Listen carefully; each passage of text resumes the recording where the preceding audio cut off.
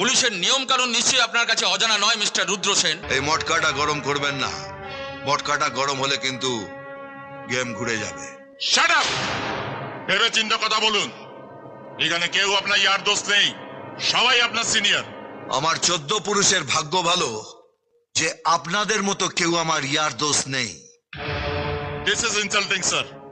এরপরে যদি ইন্সপেক্টর রুদ্র সেনকে পুলিশ ডিপার্টমেন্টে রাখা হয়, তাহলে ডিপার্টমেন্টকে আরো বড় ক্ষতির জন্য তৈরি থাকতে হবে। ওকে সাসপেন্ড করে ওর এগেন্সটে মার্ডার চার্জ আনলে তাহলে সবকিছু বজায় থাকবে স্যার। আপনারা আমার লবডঙ্কা করবেন। কুকুর আর বেড়াল ছাড়া মুন্নাকে মারতে আমাকে কেউ দেখেনি, আর ওরা কেউ কোর্টে এসে সাক্ষী দেবে না।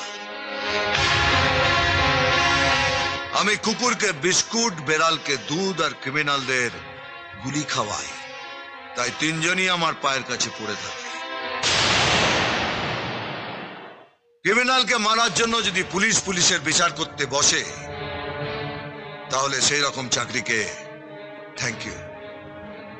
এমনিতেই ইউনিফর্মটায় আমার একটু খেঁচকাই আছে, ওটাকে কেচে শ্রদ্ধাভরে রেখে দিয়েছি। কাউকে পাঠিয়ে আনিয়ে নেবেন।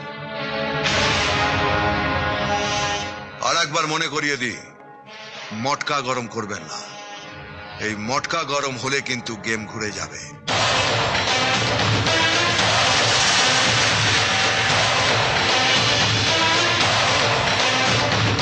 কাল খবরের কাগজে তোর ছবি বেরোবে, আর বড় বড় করে লেখা থাকবে আততায়ীর গুলিতে ইন্সপেক্টর রুদ্র সেনের মৃত্যু।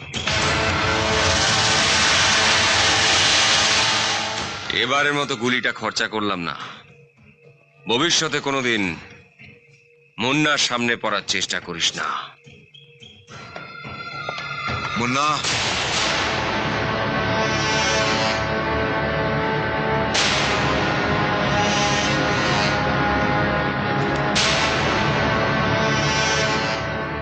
পরামর্শ দেওয়ার জন্য ধন্যবাদ। ঠিক বলেছিস তুই। এদিকে কুকুর বেড়াল ছাড়া কাউকে খুঁজে পাওয়া যাবে না। পেছনের রাস্তাটা শুনশান। এখানে যদি তোকে টপকে দিই তো কেউ জানতেও পারবে না কে তোকে টপকেছে। কাল খবরের কাগজে আমার নয়, তোর ছবি থাকবে। তাতে বড় বড় অক্ষরে লেখা থাকবে, বিনা টিকিটে শ্মশান যাত্রা।